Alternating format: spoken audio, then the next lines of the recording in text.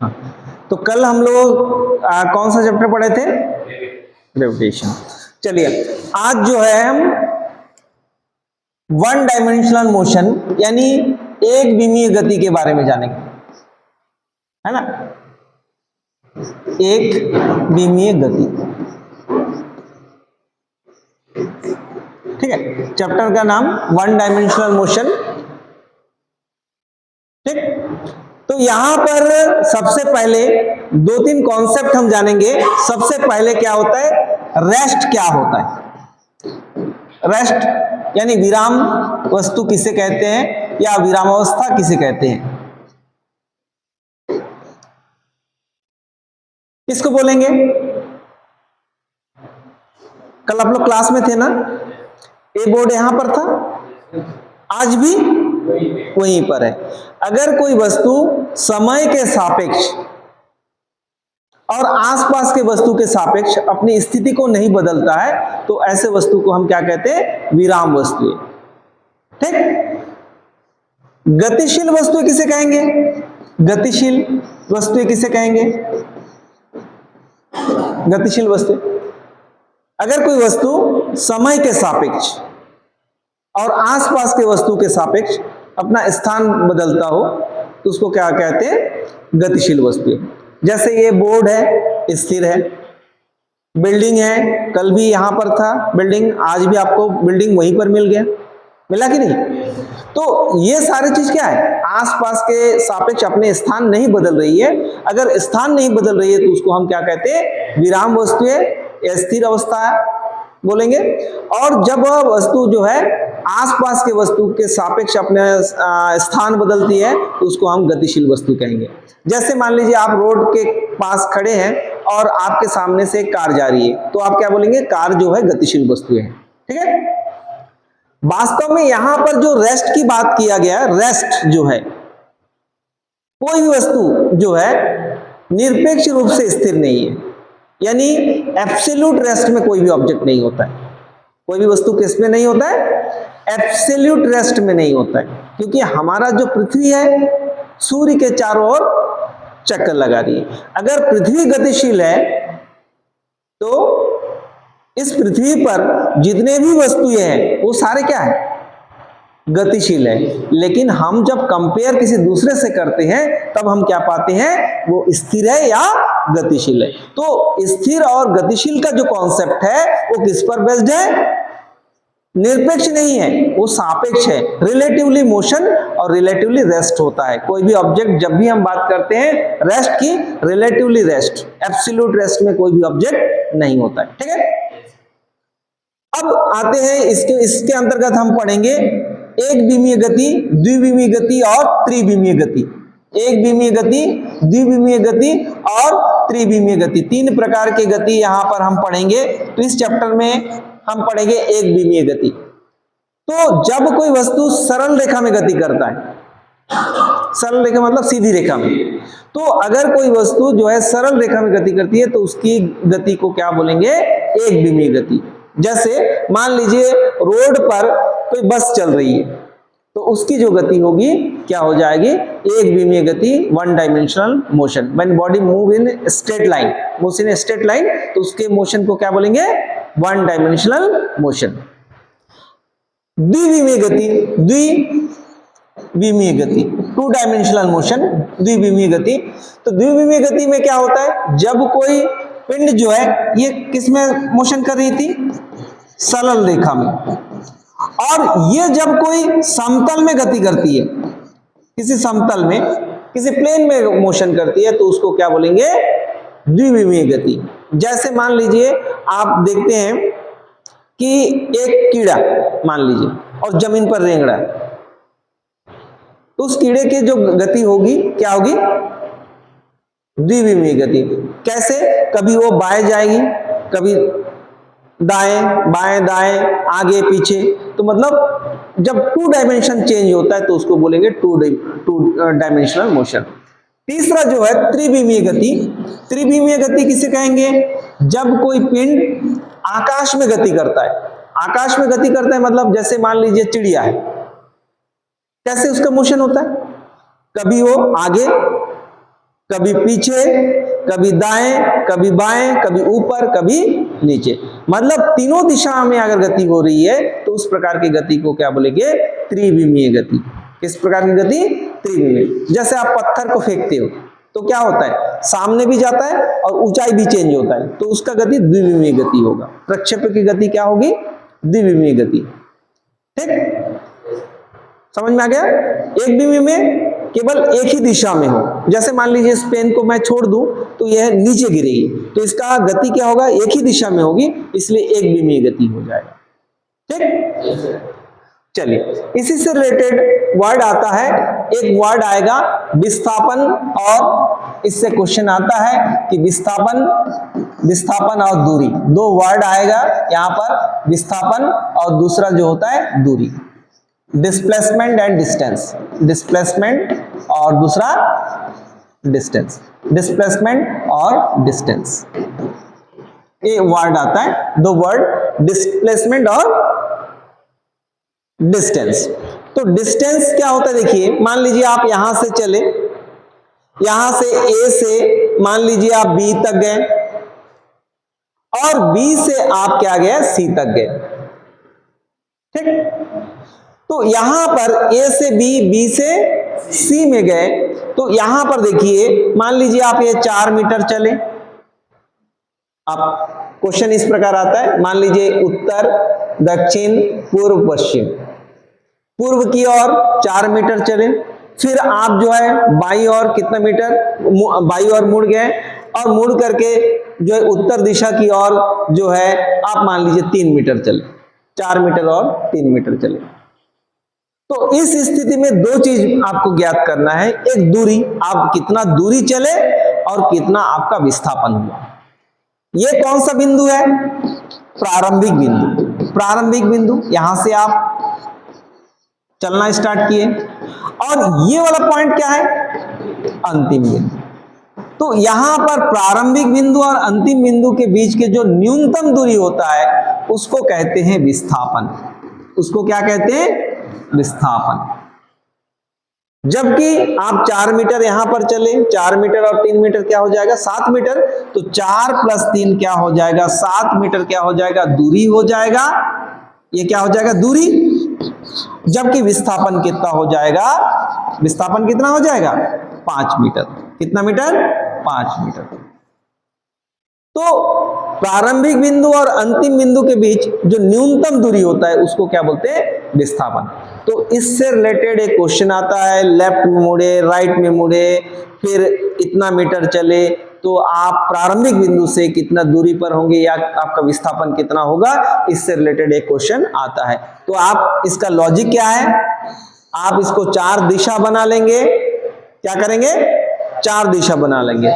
Yes, हाँ, क्योंकि Pythagoras प्रमेय पढ़े होंगे आप, कर्ण का वर्ग बराबर लंब का वर्ग धन आधार का वर्ग पढ़े हो।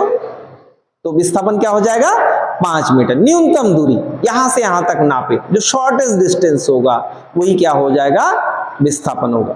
ठीक है, शॉर्टेस्ट डिस्टेंस, तो यहां से यहां तक ये 5 मीटर हो जाएगा, ये 3 मीटर और ये 3 मीटर, ये 4 मीटर, कुल मिलाकर के यहां से यहां तक की दूरी जो हो जाएगा वो क्या हो जाएगा, विस्थापन हो जाएगा। ठीक है, विस्थापन शून्य भी हो सकता है। जैसे मान लीजिए आप यहां से घर गए, आपका घर मान लीजिए 5 किलोमीटर है, और फिर से वापस आप यहां पर आए, 5 किलोमीटर फिर से वापस आए, तो आपका विस्थापन शून्य हो सकता है, लेकिन दूरी शून्य नहीं होगा। क्यों, क्योंकि 5 किलोमीटर आप गए, वो 5 और आना 5, 5 5 10 किलोमीटर आपका दूरी होगी, जबकि विस्थापन क्या हो जाएगा, शून्य हो जाएगी। तो यहां पर ये जो विस्थापन है ये सदिश राशि होता है। क्या होता है, सदिश राशि होता है, जबकि दूरी क्या है, अदिश राशि होता है। अदिश बोलने से इसकी दिशा की जरूरत नहीं पड़ती है, मतलब इसमें ये वेक्टर है और ये क्या है, स्केलर है, इसके लिए कोई डायरेक्शन की जरूरत नहीं पड़ती, खाली मैग्नीट्यूड से हो जाता है। जबकि ये क्या होता है, डायरेक्शन, मैग्नीट्यूड के साथ डायरेक्शन भी चाहिए। ये पॉजिटिव भी हो सकता है, नेगेटिव भी हो सकता है, जीरो भी हो सकता है। कौन, डिस्प्लेसमेंट, जबकि दूरी हमेशा क्या हो जाता है, पॉजिटिव होता है, हमेशा क्या होता है, पॉजिटिव होता है। ठीक, चलिए आगे देखते हैं इसी से रिलेटेड कुछ टॉपिक है आगे।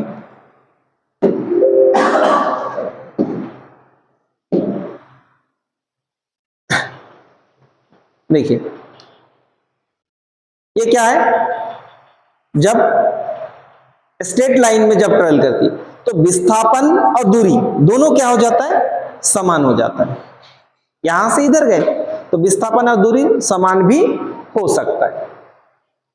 ये वाला क्वेश्चन देखते हैं। देखिए यहां पर अभी जो क्वेश्चन मैंने बताया था कि आप ए से निकले, बी तक गए, कितना मीटर, 4 मीटर, फिर आपने राइट मुड़े, कितना मीटर गए, 3 मीटर, तो आप कितना चले, 4 + 3 7 मीटर आपका क्या हो जाएगा, दूरी हो जाएगा। जबकि ये प्रारंभिक बिंदु और ये अंतिम बिंदु, इनके बीच जो न्यूनतम दूरी होगा वो क्या हो जाएगा, विस्थापन हो जाएगा। ठीक,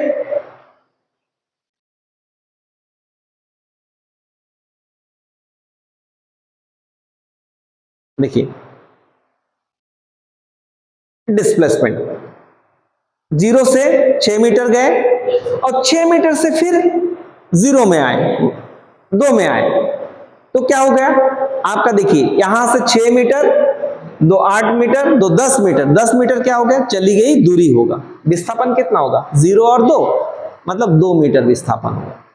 ये प्रारंभिक बिंदु है, यहां से आपने पहले 6 मीटर चले और फिर रिवर्स 4 मीटर चले इधर, तो आपका विस्थापन कितना हो जाएगा, 2 मीटर, और दूरी कितना हो जाएगा, 6 + 4 कितना हो जाएगा, 10 मीटर। ठीक है, यहां पर भी देखिए ए से बी चले, बी से सी चले, सी से डी चले, डी से ए चले, तो यहां पर डिस्प्लेसमेंट कितना हो जाएगा, 0। घूम फिर कर अगर उसी बिंदु पर आते हैं तो डिस्प्लेसमेंट क्या हो जाता है, 0। ठीक है, जबकि डिस्टेंस क्या होगा, 3 5 3 8, 8 3 11, 11 और 5 16, 16 मीटर चली गई दूरी, 16 मीटर होगा। जबकि विस्थापन कितना हो जाएगा, विस्थापन कितना हो जाएगा, 0। अब आता है इसी से रिलेटेड स्पीड, क्या आता है, स्पीड, और दूसरा वर्ड आता है वेलोसिटी। तो स्पीड जो होता है इसका संबंध किससे होता है, डिस्टेंस से होता है। Distance travel in unit time को क्या बोलेंगे, स्पीड बोलेंगे। चाल, एकांक समय में चली गई दूरी को चाल कहते हैं। जबकि वेलोसिटी क्या होता है, rate of displacement with respect to time is called velocity. विस्थापन के दर को क्या कहते हैं, वेग कहते हैं। तो यहां पर ये कभी भी नेगेटिव नहीं होता है, पॉजिटिव होता है। ठीक है, और जबकि वेलोसिटी क्या हो सकता है, वेक्टर क्वांटिटी है, 0 भी हो सकता है। ठीक, फिर एक वर्ड आता है इंस्टेंटेनियस वेलोसिटी, तात्क्षणिक वेग। कौन सा वेग, तात्क्षणिक वेग। मान लीजिए आप मोटरसाइकिल चलाते हैं तो कभी आपका वेलोसिटी ज्यादा और कहीं वेलोसिटी कम होता है। तो जहां पर वेलोसिटी ज्यादा हो, कम हो, तो आपके मोटरसाइकिल में जो स्पीडोमीटर होता है उसमें जो रीडिंग दिखाता है उस समय, उसको क्या बोलेंगे, तात्क्षणिक वेग या इंस्टेंटेनियस वेलोसिटी। ठीक,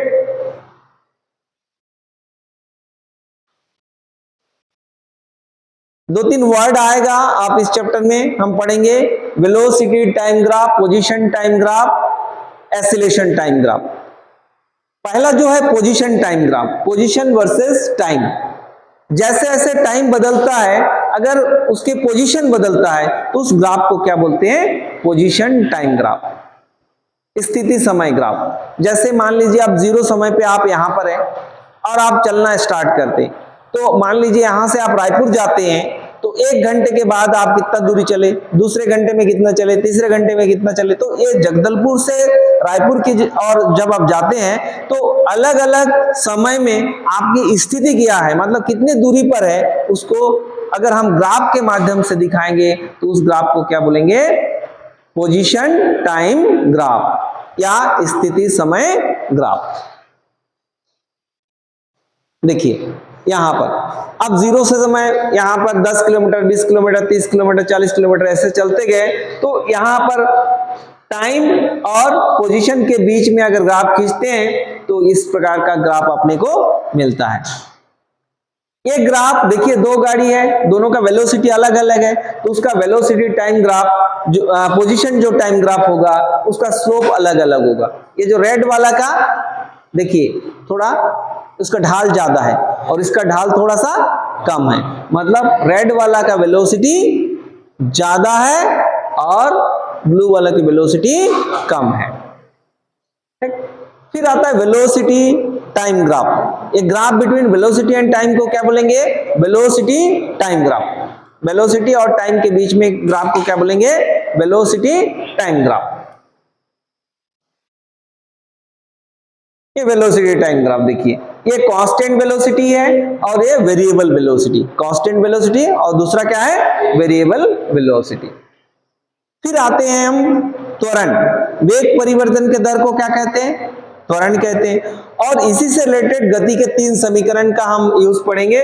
सबसे पहले v = u + at, दूसरा s = ut + ½ at² और तीसरा जो होता है v² = u² + 2s। ये जो 3 इक्वेशन है, इसी से हम जितने भी न्यूमेरिकल होता है कि हमने मान लो हम मोटरसाइकिल चला रहे हैं और अचानक जो है हम क्या करते हैं? ब्रेक लगा देते हैं। तो ब्रेक लगाएंगे तो कितना दूरी जाके रुकेगी,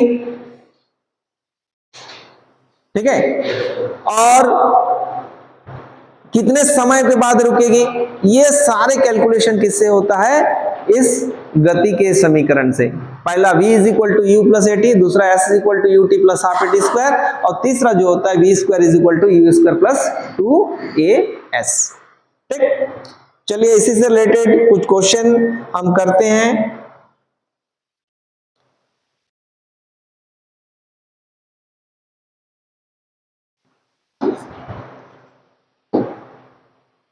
चलिए क्वेश्चन लेते हैं हम।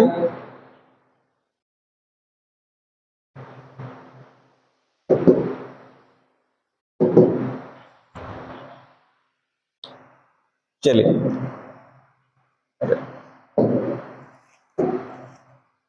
क्वेश्चन है, दिखाई दे रहा है question? A man works 50 metre north from his house, then 40 metre east, then 20 meters south and reaches the field. How much was the displacement from his house to the ground? मतलब यहां पर question क्या है? एक व्यक्ति अपने घर से 50 मीटर किधर चलते हैं? पहले उत्तर की ओर, फिर 40 मीटर कहां पर चलते हैं? पूर्व की ओर, तत्पश्चात 20 मीटर दक्षिण की ओर चलकर मैदान में पहुंचता है। उसके घर से मैदान तक का विस्थापन कितना होगा? यहां पर आपको विस्थापन निकालना है कि विस्थापन कितना हो जाएगा।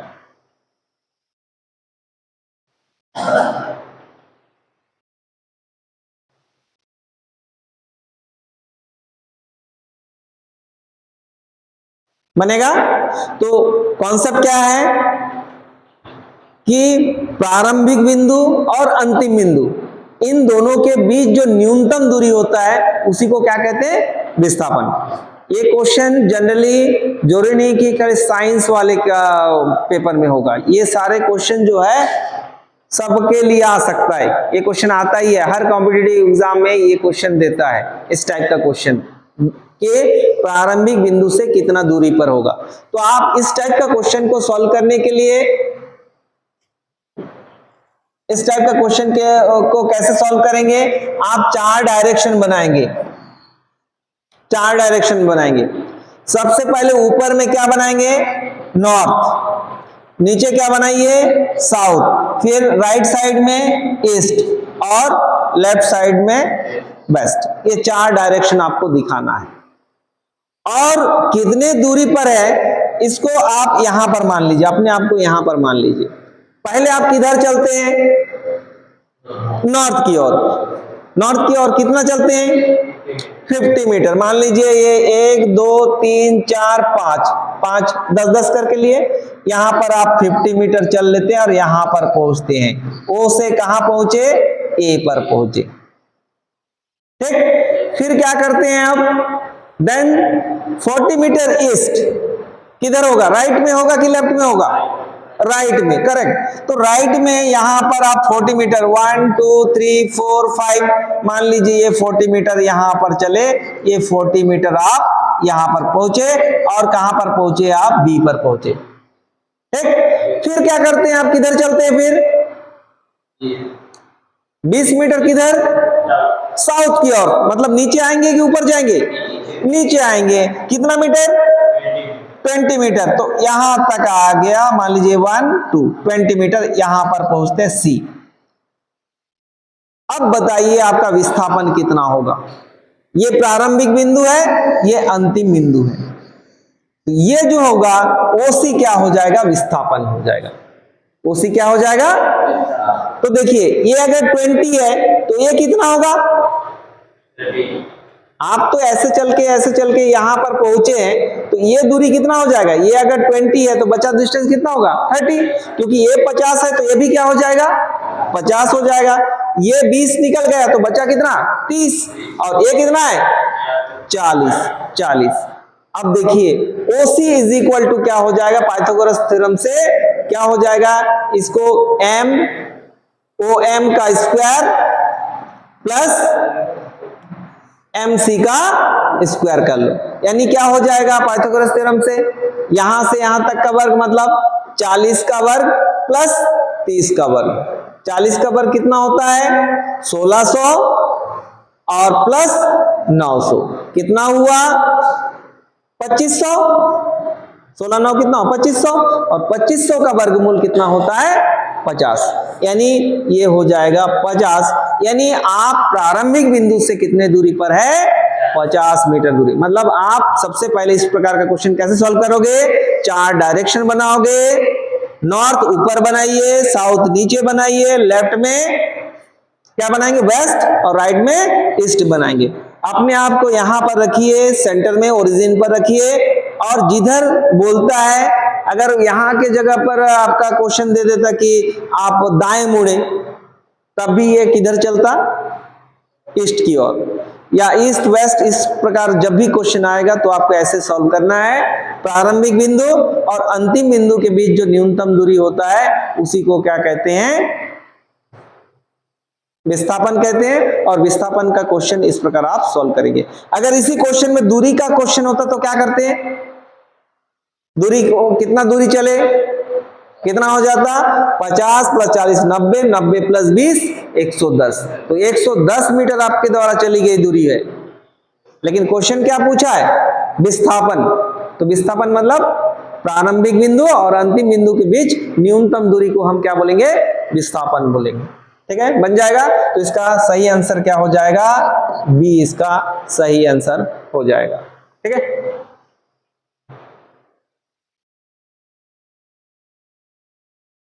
चलिए अगला क्वेश्चन देखते हैं।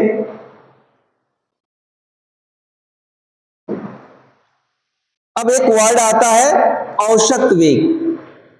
कौन सा वेग, औसत वेग और औसत चाल। तो इससे भी एक क्वेश्चन आता है, क्या, औसत वेग और औसत चाल।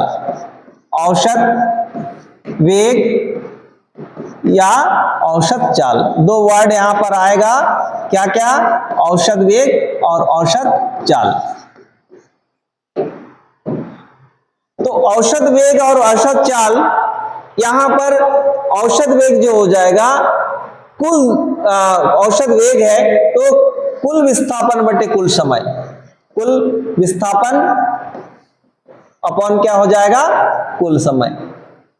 इन दोनों का जो रेशियो हो जाएगा कुल समय, इन दोनों का रेशियो क्या हो जाएगा औसत वेग, जबकि औसत चाल क्या हो जाएगा, कुल दूरी बटे कुल समय। क्या हो जाएगा, कुल दूरी बटे क्या हो जाएगा, कुल समय, कुल समय।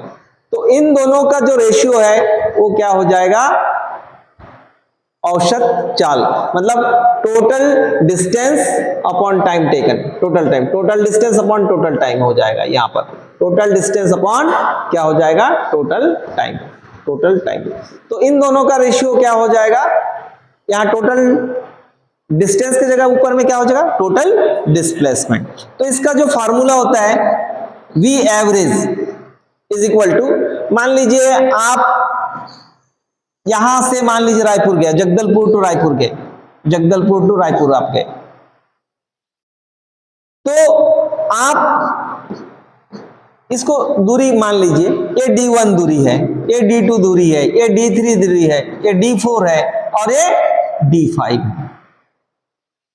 यहां पर मान लीजिए रायपुर, इसको आपने 5 भाग में बांट दिया और ये दूरी जाने के लिए आपको T1, T2, T3, T4 और ये T5 लगा। जैसे मान लीजिए आप यहां से जगदलपुर से रायपुर गए, तो यहां से कोंडागांव तक जाने में आपको कितना समय लगा, कोंडागांव से कांकेर जाने में कितना समय लगा, कांकेर से चारामा जाने में कितना समय लगा, चारामा से धमतरी जाने में कितना समय लगा और धमतरी से रायपुर जाने में कितना समय लगा। तो सारे दूरी को जोड़ दो और सारे समय को जोड़ दो, तो इन दोनों का जो रेशियो होगा, इन दोनों का जो अनुपात होगा, उसी को क्या बोलेंगे, औसत वेग या औसत चाल। स्ट्रेट लाइन में है तो औसत चाल आप निकाल सकते हैं, औसत वेग भी वही आ जाएगा यहाँ पर, ठीक।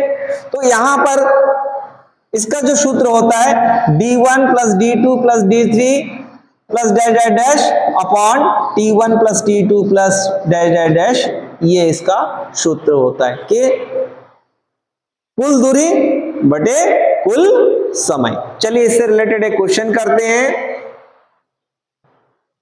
चलिए क्वेश्चन है, देखिए बहुत अच्छा क्वेश्चन है और ये आता है जनरली। क्या एक वाहन L की आधी दूरी V1 चाल से और दूसरी आधी दूरी V2 चाल से तय करता है, तो उसकी औसत चाल कितनी होगी।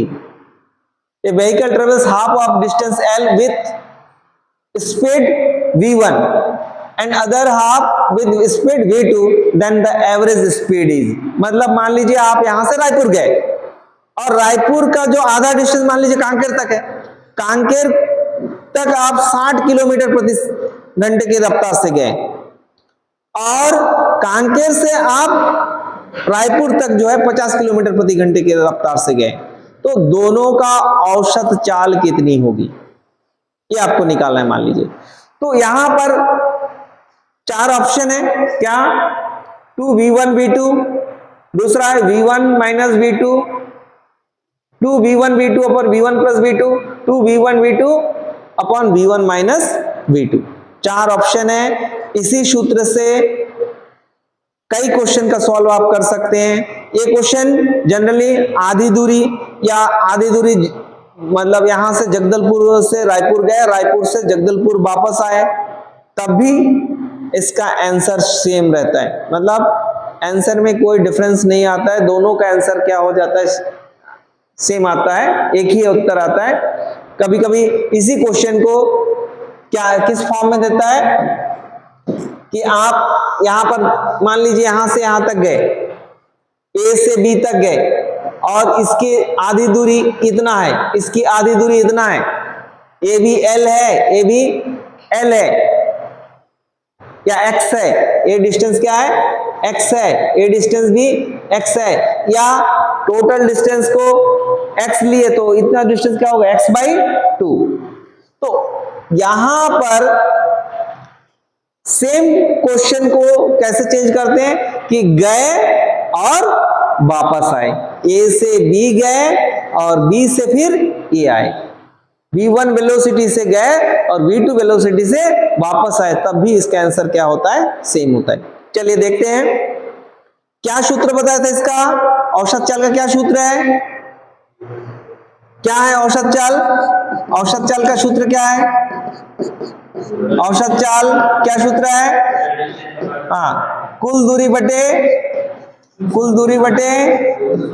कुल समय, कुल समय, यही बताया था, कुल दूरी बटे कुल समय। कुल दूरी देखिए आधा डिस्टेंस को हमने क्या माना L और आधा डिस्टेंस को भी क्या माना L, तो यहां पर कुल दूरी क्या हो जाएगा L प्लस L, और यहां से यहां तक मान लीजिए T1 समय लगा है और यहां से यहां तक T2 समय लगा, इसका वेलोसिटी V1 है, इसका वेलोसिटी V2 है, ये दिया है। अपॉन क्या हो जाएगा, T1 plus T2, T1 plus T2। और समय बराबर क्या होता है, समय बराबर क्या हो जाएगा, दूरी बटे चाल। समय बराबर क्या होता है, दूरी बटे चाल या वेग बोलेंगे। तो यहां पर T1 के जगह पर क्या हो जाएगा, L प्लस L क्या हो जाएगा, 2L। और T1 के जगह पर क्या हो जाएगा, दूरी कितना है L और वेलोसिटी कितना है V1, तो क्या हो जाएगा L by V1 plus L by V2। क्या कॉमन हो जाएगा, कॉमन क्या हो जाएगा L, क्या बचेगा 1 by V1 plus 1 by V2, LL cut गया, क्या बचा 2 बचा। और इसका एलसीएम क्या हो जाएगा V1 V2, ये क्या होगा V1 प्लस V2। नीचे का नीचे कहां चला जाता है, ऊपर, तो यहां पर क्या हो जाएगा 2V1 V2 upon V1 plus V2। ये शॉर्टकट फार्मूला भी है कि औसत चाल का फार्मूला क्या हो जाएगा 2V1 V2 upon V1 plus V2। जब क्वेश्चन में आधी दूरी दिया रहेगा, इतने किलोमीटर पर घंटे पर आवर से जाती है और आधी दूरी इसमें, तब भी यही सूत्र यूज करेंगे। इतना डिस्टेंस गया, A टू B गया और B से फिर A में वापस आया, तब भी इसका फार्मूला यही होगा। ठीक, क्या फार्मूला हो जाएगा 2V1 V2 upon V1 plus V2। कौन सा ऑप्शन सही है, सी इसका सही आंसर हो जाएगा। ठीक है, चलिए नेक्स्ट क्वेश्चन देखते हैं।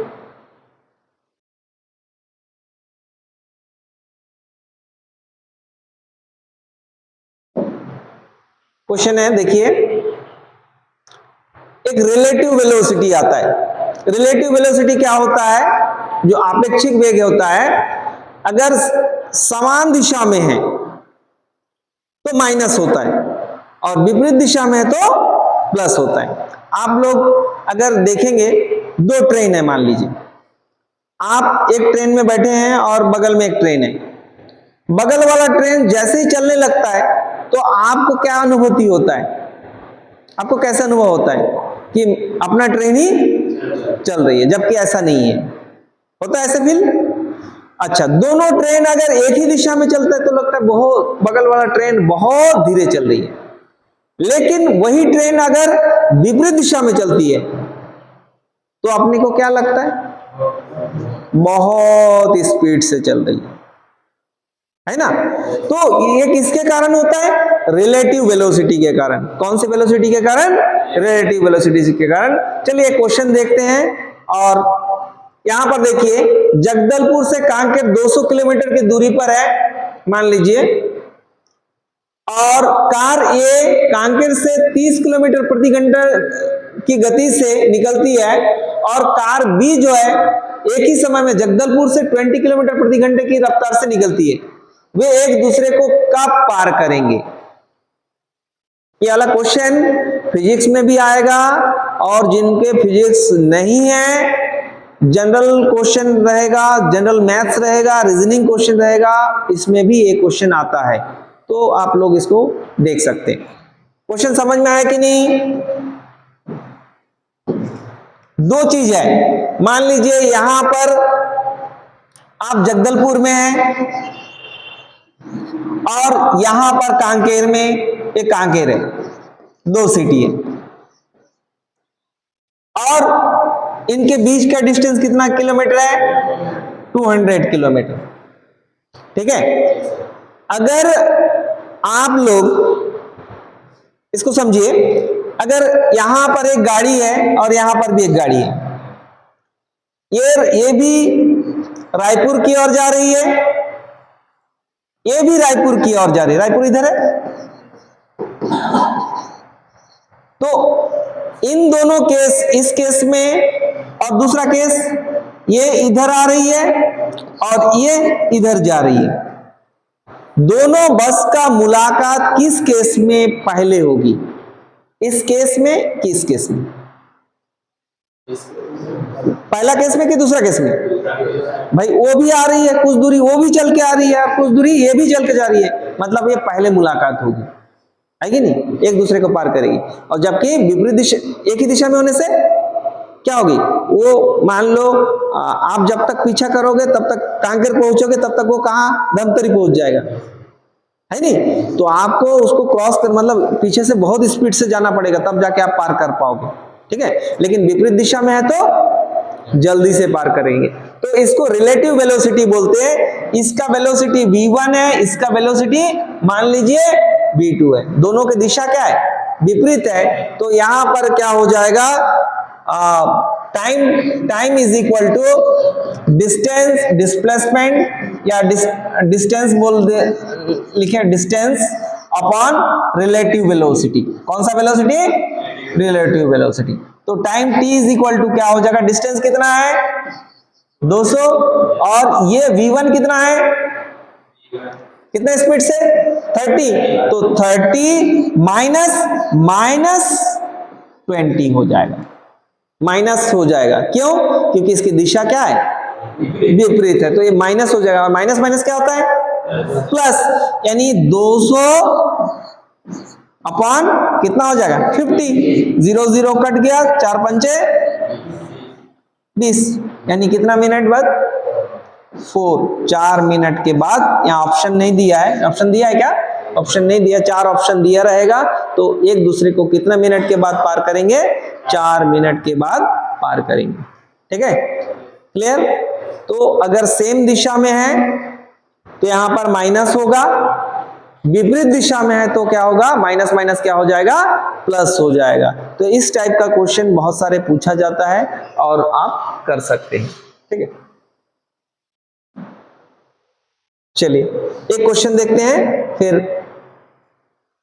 लास्ट करेंगे। लास्ट क्वेश्चन देख लेते हैं।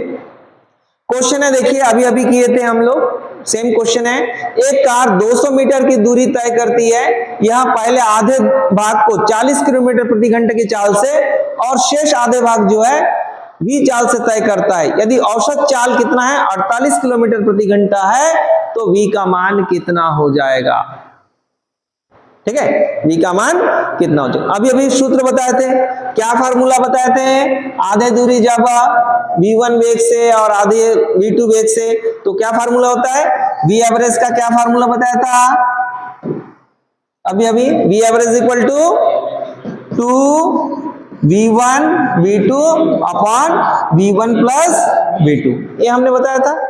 v एवरेज का वैल्यू कितना दिया है, 48 इज इक्वल टू 2v1 का वैल्यू कितना है 40 इंटू 40, और v2 का वैल्यू कितना है v आधे दूरी बोला v, अपॉन कितना हो जाएगा 40 प्लस v, कटेगा कितना बार कटेगा 24 दूने 48, फिर कटेगा 4 से, किससे कटेगा 5 अट्ठे 40, 3 अट्ठे 24, इससे मल्टीप्लाई करोगे 3 और 40 plus v is equal to 5v, कितना हो जाएगा 120 plus 3v is equal to कितना हो जाएगा 5v। उधर पक्षांतर करोगे तो कितना हो जाएगा,